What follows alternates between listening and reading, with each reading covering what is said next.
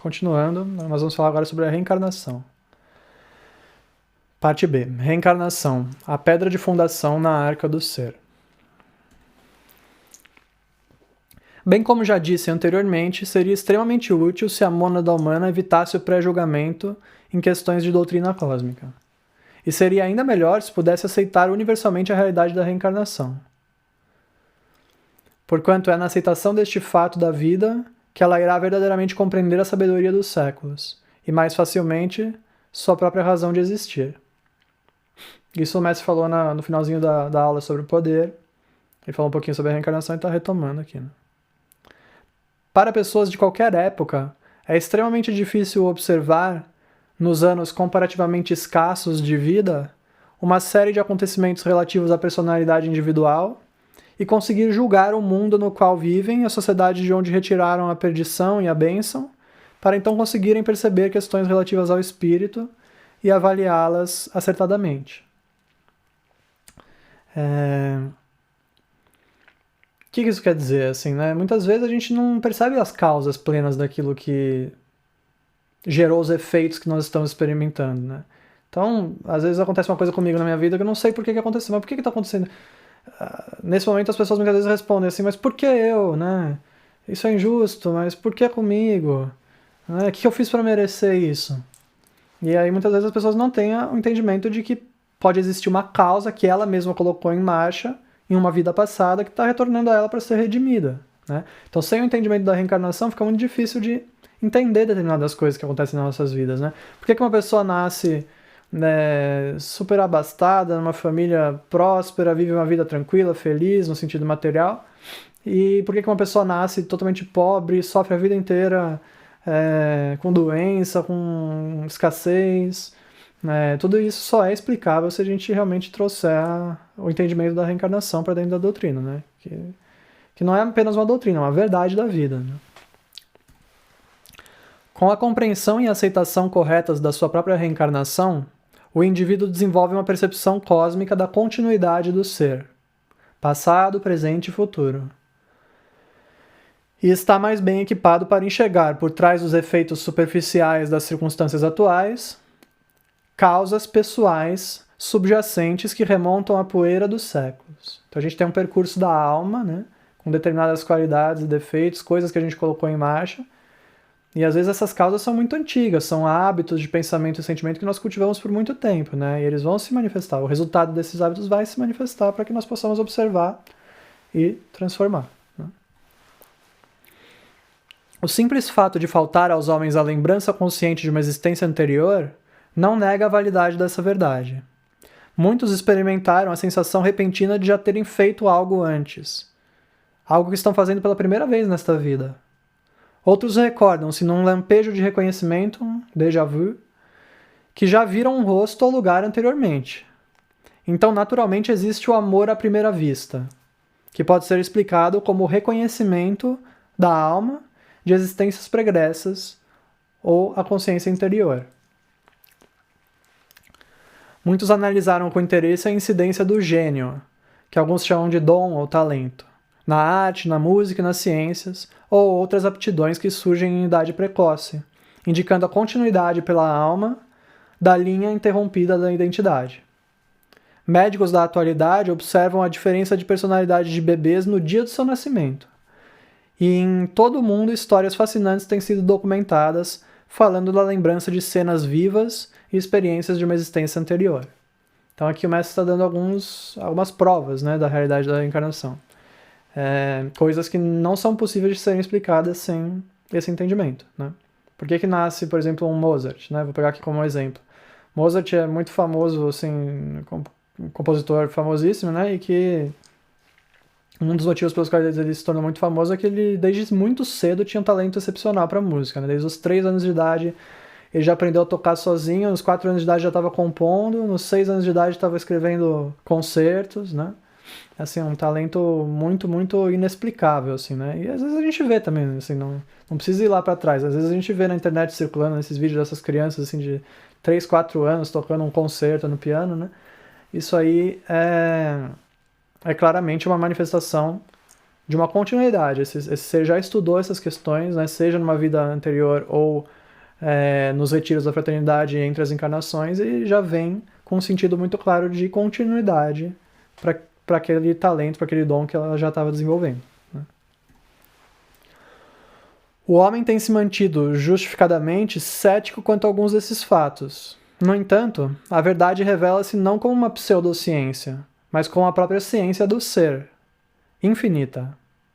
Pensem quão gloriosa, quão repleta de esperanças pode ser a vida para todos os que avistarem diante de si não a morte, mas apenas a autotransformação como a alquimia da mudança positiva.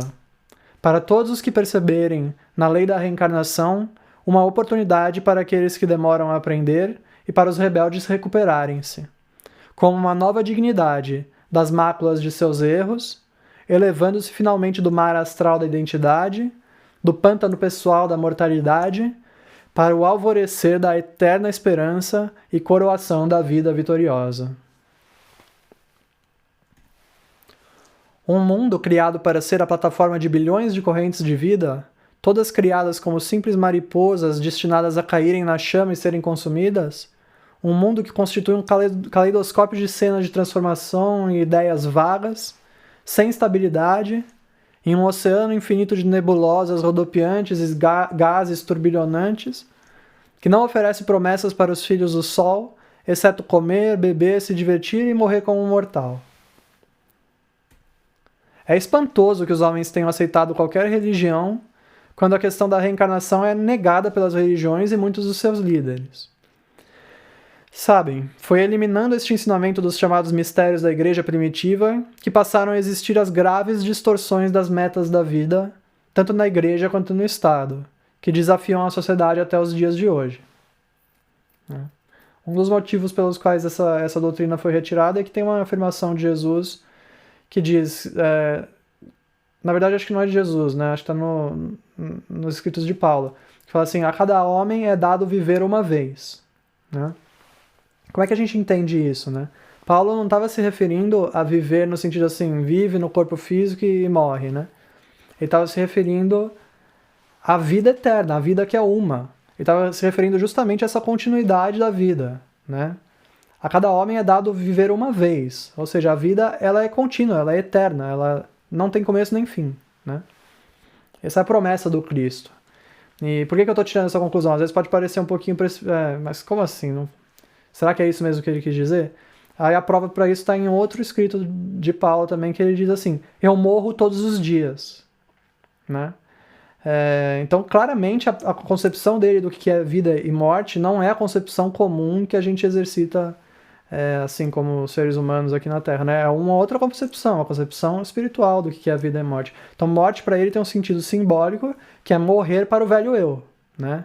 Então, ele morre para o eu passado, morre para o velho homem, para se tornar o novo homem, né? Jesus trouxe a mesma ideia quando disse aquele que perder sua vida por amor a mim, ganhá-la-á. E aquele que tentar guardar a sua vida, perdê-la-á, né? Significa a mesma coisa, né? Aquele que tentar se agarrar ao velho eu, né, às próprias crenças, aos hábitos negativos, vai perder a sua vida, né? Ou seja, vai então finalmente experimentar a morte e aí depois ter que reencarnar para tentar de novo e ficar nesse ciclo da reencarnação. Isso é a morte, né? Esse ciclo sem fim, isso é a morte, né? E agora, aquele que perder sua vida por mim, por amor a mim, ou seja, abandonar a velha vida, abandonar os velhos hábitos, abandonar o velho homem, entregar diante de Deus, renunciar, esse vai ganhar a vida. Né? E que vida é essa que a gente vai ganhar? A vida eterna, a vida que é uma. Aquela vida que a todo homem é dado viver apenas uma vez. Né? Esse foi o grande erro e aí muitas pessoas leem, mesmo os sacerdotes, as pessoas que estão na igreja, leem essa passagem como se, não, tá aqui a prova. Paulo falou, a cada homem é dado viver uma vez, não tem esse negócio de reencarnação aí não, né? Então eles utilizam essa passagem da escritura num entendimento muito raso, muito superficial da mente carnal e utilizam isso para justificar o dogma que foi criado, que na verdade foi criado pelos caídos, né? Para tirar essa parte da reencarnação da doutrina e tirar a explicação que os filhos e filhas de Deus precisariam, né? Para conseguir realmente entender os pontos mais sutis da sabedoria divina e da lei. E aí é isso que o Mestre Saint Germain está chamando a atenção. Assim, é espantoso que as pessoas tenham aceitado isso, né? Como é que a pessoa pode aceitar que existe um Deus amoroso, misericordioso, e que uma pessoa nasce rica, outra pessoa nasce na miséria, e não tem explicação, é mistério de Deus, né? Não, tem explicação, né? Só que essa explicação está faltando, foi tirada daquele dogma, né? Quando a sabedoria de Deus é conferida ao homem, ela o torna consciente do fato de que a soma total de tudo que ele é, gostando ou não, é o resultado de seus próprios feitos. Ele percebe instantaneamente a necessidade, bem como o poder, de transformar seus caminhos e alinhar-se com a lei cósmica. Então, daqui outro motivo pelo qual a reencarnação é fundamental, né? Se a gente percebe a reencarnação, a gente jamais vai falar que uma coisa foi uma injustiça, a pessoa me magoou, a pessoa me ofendeu, foi uma injustiça que aconteceu comigo. Não. Aconteceu porque eu plantei essa semente, agora estou colhendo o que eu plantei, né? Então, se a gente realmente entende a reencarnação, isso não vai fazer a gente se tornar menos alinhado com a lei divina. Pelo contrário, vai nos fazer se tornar mais responsáveis, mais empoderados da nossa capacidade de autotransformação e da responsabilidade da gente colher aquilo que a gente plantou, né? As pessoas às vezes pensam assim, mas se a pessoa pensa assim, você vai reencarnar, então você não precisa evoluir hoje, você pode deixar para amanhã, né? Isso é um grande engano, né? Na verdade, se a gente realmente entende o que significa a reencarnação, a gente entende que se eu não começar a me transformar hoje, eu vou continuar nesse ciclo para sempre. Eu vou continuar colhendo essas coisas que eu reclamo, essas coisas que eu não gosto na minha vida, vão continuar vindo para mim até eu tomar essas rédeas da minha vida na minha mão e começar a transformar, né? Então, se a gente realmente entende a reencarnação no sentido pleno, na profundidade do que ela representa, isso não vai levar a gente a postergar a evolução. Pelo contrário, vai fazer a gente ficar mais... A resposta de um discípulo assim, aplicado seria de perceber. Mas então só depende de mim, né? Não depende de eu ficar esperando Jesus descer dos céus e voltar à segunda vinda de Cristo para eu poder me salvar. Não. Eu vou fazer o que preciso fazer, vou fazer a minha parte, né? A de Deus está garantida. Está prometido, né? Agora a gente precisa fazer a nossa parte. Limpar as causas que nós mesmos criamos que nos distanciam de Deus, né? A fé em Deus cresce, pois a esperança une-se à fé. E os erros pessoais do passado parecem passíveis de correção no momento presente. A compreensão dos atuais fracassos mostra que estes constituem o resultado de atitudes equivocadas do erro humano e não de uma acho que essa passagem aqui tem um erro de tradução. Deixa eu dar uma olhada aqui no original.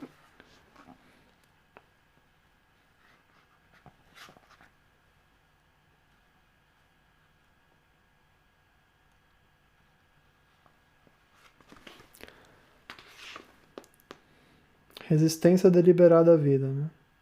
Deixa eu achar aqui.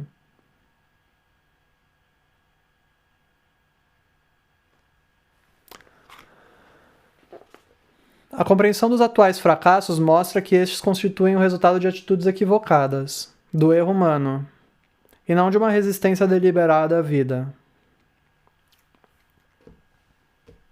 Tá. Entendi. Quer dizer, não necessariamente se eu experimento algo de ruim na minha vida, significa que eu estou recusando a Deus e que eu estou contrário à lei divina, né? Por exemplo, se dentro da doutrina tradicional da igreja, se começa a acontecer muita coisa ruim com uma pessoa, você vai falar, mas você está no pecado, né? Aconteceu isso com Jó, por exemplo, né? Começa a acontecer um monte de coisa ruim na vida dele, porque Deus estava testando ele, né? E os semelhantes dele, as pessoas com quem ele convivia, falavam, mas você deve ter feito alguma coisa errada, acho que você não tá tão sem pecado assim, né? Porque Deus tá te punindo, aí tá acontecendo um monte de coisa ruim com você. Ele falava, não, eu tô sem pecado, eu tô caminhando na lei divina. Ele respondia dessa forma, né? Ou seja, não é uma resistência deliberada à vida, né? Ele não necessariamente tá no pecado ou tá resistindo à lei divina. Na verdade, pelo contrário, às vezes por estar alinhado, se torna disponível para nós de colher uma semeadura errônea do passado. Por quê? Porque a gente está firme o suficiente para conseguir lidar com isso, né? Então, Deus vai nos retornar aquilo que a gente já está pronto para lidar e para redimir, né?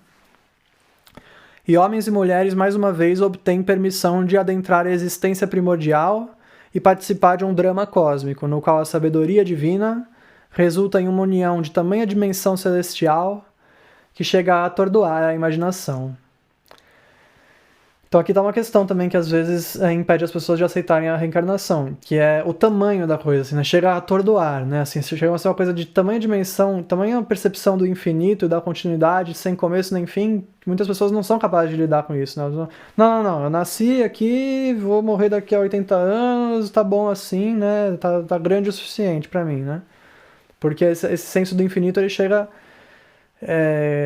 a atordoar, né? Assim, se a gente realmente perceber o quão grandioso é, assim, a dimensão cósmica da vida, né? E o entendimento da reencarnação também traz pra gente a percepção da responsabilidade, né? E a responsabilidade de limpar não apenas os nossos maus hábitos e erros dessa vida, mas de todas as nossas vidas anteriores, né? Então muitas pessoas não estão prontas para lidar com isso, com essa responsabilidade, e por isso decidem recusar a reencarnação também, porque falam, não, se eu aceitar esse negócio da reencarnação... Não é uma coisa consciente, né? Mas inconscientemente o que acontece é isso. Se eu aceitar esse negócio da reencarnação aí, eu vou ter que lidar não apenas com esse fardo aqui dessa vida, mas de centenas de milhares de vidas. Tô fora, né? Basicamente o que acontece é isso, assim, né? O maior dos foguetes, antigo e moderno, possui uma plataforma de lançamento, da qual é lançado para o céu. Assim acontece com homens e mulheres em busca da verdade cósmica. Da plataforma da existência atual, eles devem buscar encontrar os fios de luz cósmica que irão conduzi-los através da porta dourada e para além, até as esferas etéricas onde cintila a chama da iluminação. Assim, através da fonte da sabedoria e também do estudo interior, aqueles que buscam e lutam devem aprender a ver Deus em ação em si mesmos. E devem pedir-lhe para assumir o comando de suas questões na Terra. Então aqui é muito interessante o que o Mestre coloca, né? Embora nós tenhamos várias vidas, várias vidas passadas, nós vamos ter muitas coisas no nosso futuro, mas a plataforma da vida atual é o que interessa, né? É o que pode ser utilizado como a plataforma de lançamento desse foguete da nossa alma para que ele alcance as esferas etéricas, possa estudar com os mestres, né? Então aqui agora está a oportunidade, né? Não é nem antes nem depois, né? Isso é importante a gente reter e manter em mente, né? Que é hoje que a gente pode praticar uma ação que vai nos levar mais próximos da nossa ascensão. Quão imenso é o sofrimento que os cristãos têm suportado por causa da eliminação deste ponto da verdade espiritual. Renegando a reencarnação, eles negaram às suas almas o princípio básico no arco do ser. Na verdade, aqui a gente também tem uma questão de tradução, né? O princípio básico é a mesma coisa que vem no título aqui. A pedra de fundação na arca do ser. Isso aqui seria uma tradução mais adequada do que o princípio básico. Deixa eu voltar lá. Negaram às suas almas a pedra de fundação na arca do ser. Existem alguns pontos delicados da lei cósmica que, em sentido relativo, não são tão importantes quanto este. O homem pode negar alguns pontos específicos sem sofrer em demasia a perda. Mas negar a verdade da continuação do seu próprio ser, que se estende desde existências anteriores até seu futuro destino glorioso, é afastar-se da premissa básica da vida. Então, olha como é importante isso, né? As pessoas falam assim, mas tanto faz, tudo bem, né? Às vezes as pessoas ficam discutindo, mas tem reencarnação, não tem reencarnação? Vamos deixar isso pra lá, vamos praticar o que a gente pode praticar. É que o mestre está falando sobre o quão importante é esse ponto, né? Realmente é por isso que ele está trazendo, assim, de uma forma um pouco extensa até, né? Existiriam outros pontos que a gente poderia falar, não, tudo bem, esse aqui a gente não precisa discutir, né? Mas esse é um ponto central, que precisa ser compreendido, senão... esse é um dos motivos pelos quais esses ensinamentos dos Mestres Ascensos, da Summit, eles resgatam algo que ficou perdido, né, pela religião, e a gente sente isso, né? Esse ponto ele é muito central, é por isso que a mensageira ensinava, e por isso que os mestres ensinam a reencarnação, para trazer isso de volta para a doutrina cristã, e resgatar o cristianismo ao que ele um dia foi, quando Jesus estava aqui, né?